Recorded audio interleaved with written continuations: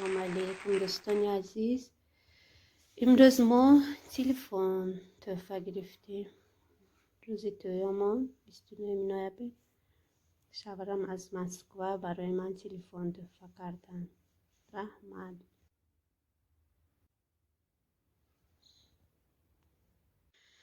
با تلفن نه ویدیو سیمت کرده صدا من این خیلی گویا داشته است. کتابچه ها میبینیم نقش نستگی همه چکش در اینجا بوده.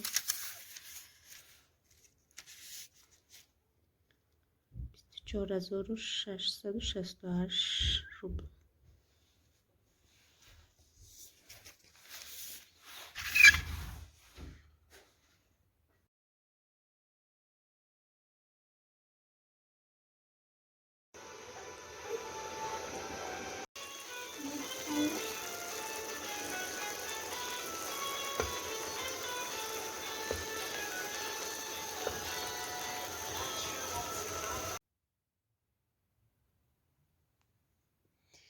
آش با روغن صغیر و گوشت مرغ تیار شد.